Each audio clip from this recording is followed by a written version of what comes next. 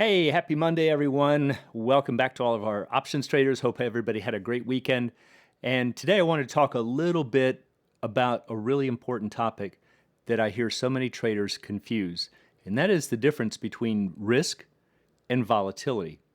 Now, volatility is a form of risk. It's showing how much uncertainty there is, but there's a very big difference between the two, and they're important for understanding for strategies and for your hedges and rolls and potential risks in the market.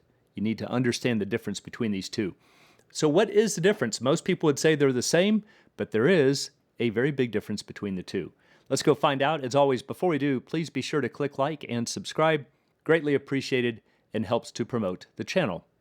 So for this video, I'm going to use for an example something that was just brought to my attention. I was not aware of this, but Vegas just created now a wheel with a 000 for roulette. Now, if you look at European wheels, they have 36 spaces, 18 red, 18 black, and then there's this little single green number in here, and sometimes that's called for the house. Now, technically, it doesn't really matter, but the point is that they calculate the odds as if there were no green, as if there were only 36 spaces. And that's a way of understanding where the house edge comes from. US wheels, most of them until recently, have a 00 on them as well. So you get two pockets with zeros. And so that puts the odds a little bit more in the casino's favor, puts the edge against you a little bit more.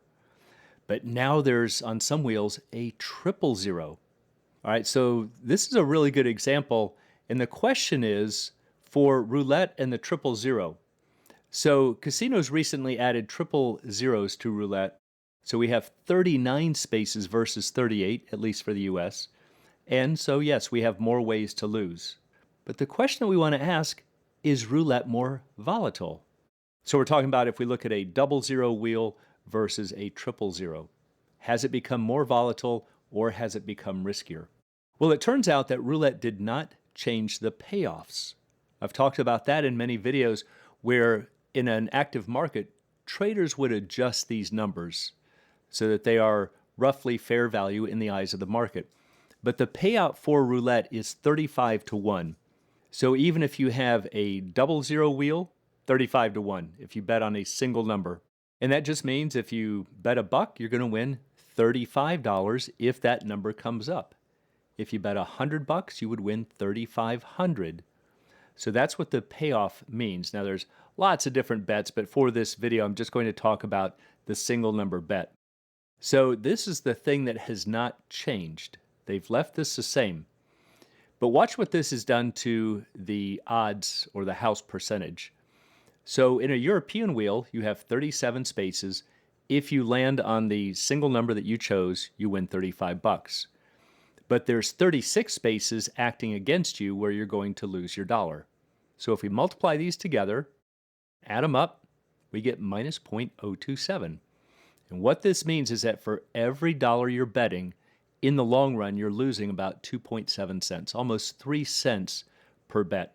So that becomes a very handy way to figure out your expected loss. If you did 100 bets of $1, you would expect to be down about $2.70 or about $3.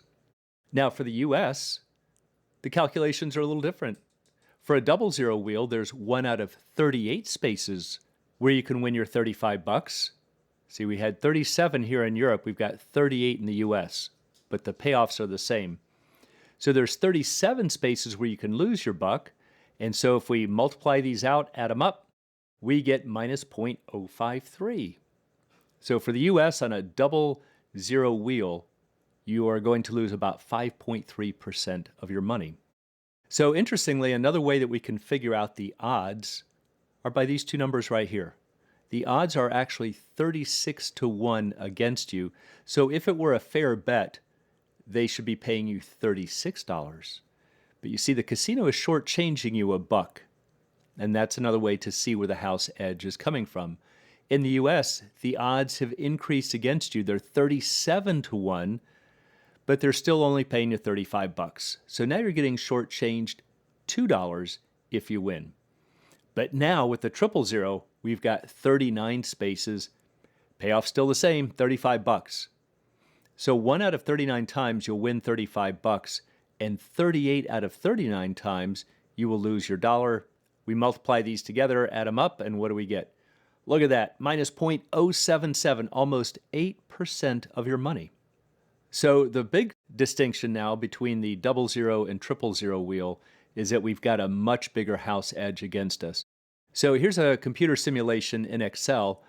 So on a 00 wheel, here's 20,000 spins. Look at that, at $1 a piece to win 35 bucks. And we are down, as we would expect. You can certainly beat the casino in the short run, but not out here in the long run. But on a 000 wheel, look at that. See, both of these wheels will have expected losses, which means that the far right side of the graph is going to be below zero. You're going to be in losing territory. But on a 000 wheel, your losses are expected to be larger. So that's the first thing that the 000 wheel has done. So we know that the expected loss has increased. But what about the volatility? Now, most people would say, well, the volatility is greater too because there's more uncertainty. We have more spaces where that ball could land. Well, this is where we have to understand the difference between risk and volatility. So we know that the expected loss has increased. But what about the volatility? Now, most traders would think that the volatility has increased because the uncertainty has increased, or at least that would be the perception. We have another space in there, another little pocket where we could lose, so we've become more uncertain. But that's misinterpreting what volatility is all about. Remember, it is the standard deviation. So that number that you've calculated in statistics classes, the standard deviation, that's exactly what traders call volatility. So if you have a stock that's trading at 20% volatility, that's the standard deviation of those price changes. So keeping that in mind, let's jump over to an Excel spreadsheet and see if the volatility has increased or decreased. So now we're into an Excel spreadsheet, and I've got the number of spaces on the wheel. So you can see that we have 38 spaces. I'm just going to look at either the 00 wheel or the 000. So for the US, we have either 38 spaces, or on some of the wheels now we have a 39th space. So let's take a look at this second column here, and I've created a hypothetical wheel where you cannot win. So if you put down $1 each time, those losses are going to be $1 for 38 spins. Let's say you spin the wheel 38 times, you hit each number once, and if we calculate the standard deviation, we get 0. Why? Remember, the standard deviation is showing us how tightly knit these numbers are. Are they more alike, or is there a lot of disparity between them? Well, in this case, they're all identical. There's no variation in the numbers, so there's no standard deviation. Now watch what happens. We're going to take that same column, right here, all ones, except for one space I'm going to add positive 35. So let's say you bet on 1, you can win $35 if it lands on 1, but you're going to lose $1 otherwise. See, now all the numbers are not the same. We have 37 numbers that are -1, and we've got one that's positive 35. So I can't say there's no difference. And if we do this calculation called the standard deviation, you'll find that it's 5.76. But now think about what would happen if we added another 1. And that's what I've done in this column. Here is the additional space, the 39th space with the 000, where we could lose another $1. So think about it. We have really diluted this 35.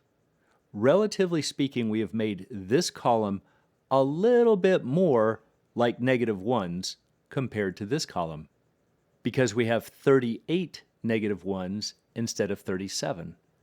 So in this list right here, relatively speaking, those are more like -1 than this list, because we have an additional -1.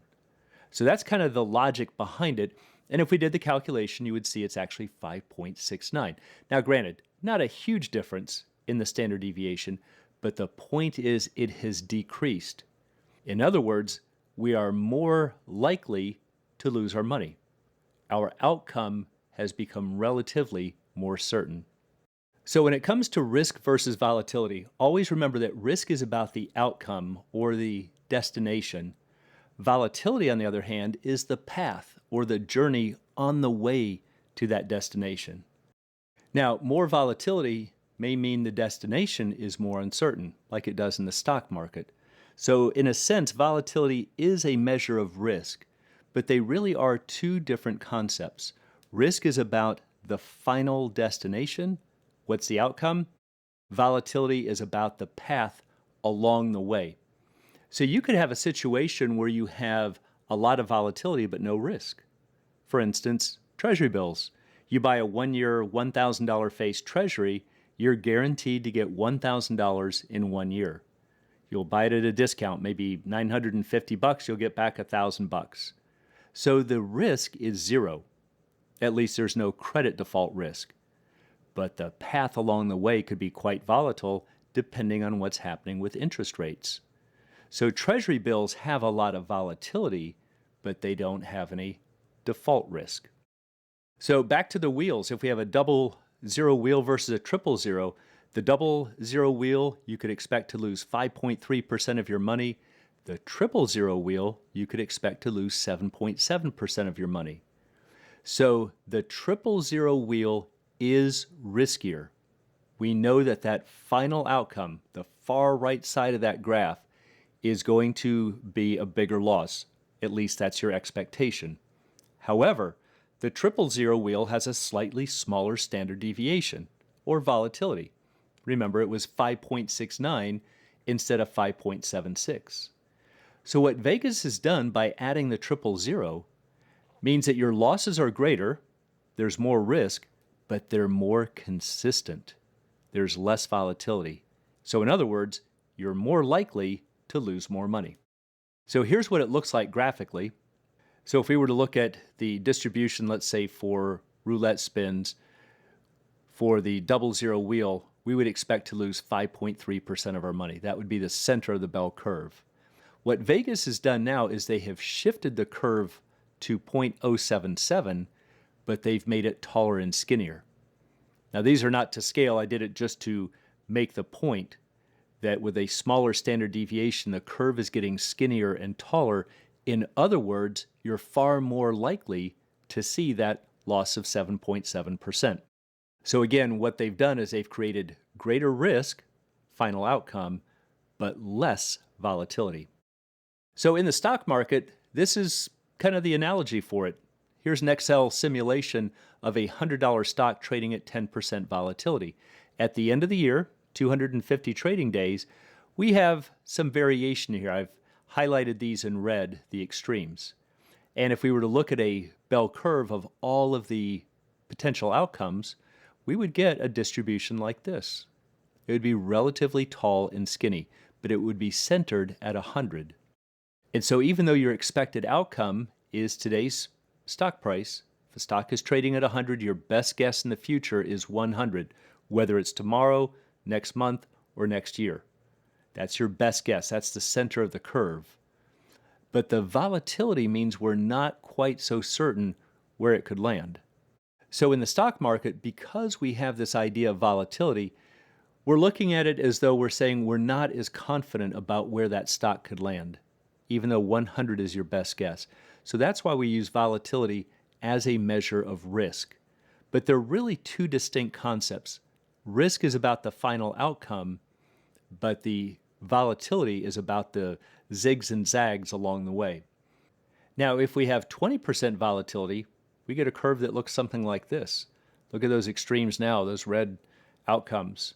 So you've got a lot more distance there, even though our bell curve is still centered here at 100. Now you might be noticing, a little side note here, that it seems to be a little lopsided. The curve looks like it should be centered here. Why are we apparently getting more prices up here? Well, this is the compounding effect of volatility. And this is another way to understand if you buy, let's say, an at-the-money straddle, even though you might have 0% interest rates, you're still going to have some positive deltas. But that's a different story for a different video. The point to see now is that higher volatility means that we have more zigs and zags, we have more uncertainty about the path, even though our expectation is that the destination will be today's stock price. If we have 40% volatility, look what happens. Look at that. Look at those extremes right there. See, now we're getting some very big variations, lots of zigs and zags, even though the bell curve is still centered at 100. So the main thing to understand is that when you're looking at strategies, if you have a goal, think about the destination and let that be the risk. Don't worry so much about the volatility or the path along the way. So stocks versus roulette. The stock market has greater volatility than roulette. The S&P 500, for instance, generally trades at about 20% volatility versus 5.69% or 5.76% for roulette, depending on whether you're talking about a double or triple zero wheel. But a big difference in the volatility. However, roulette has greater risk, and that's because the long-run outcome is certain. So once you understand this distinction between risk and volatility, good question is, how can you guard against risk in the stock market?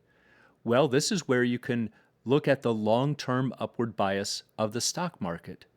It becomes the casino's edge in your favor, and yet very few traders put that in their corner.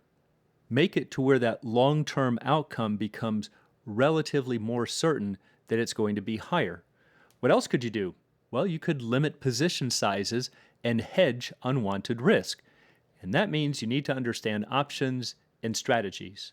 But even if you do understand options and strategies, if you don't understand the difference between risk and volatility, you can take on riskier positions thinking they're safer. And for anyone who'd like to learn more about the arts and science of options trading, please check out the Alpha Trader course, Strategy Lab, and a Candlesticks and Technical Analysis course. It's all at optionsatoz.com.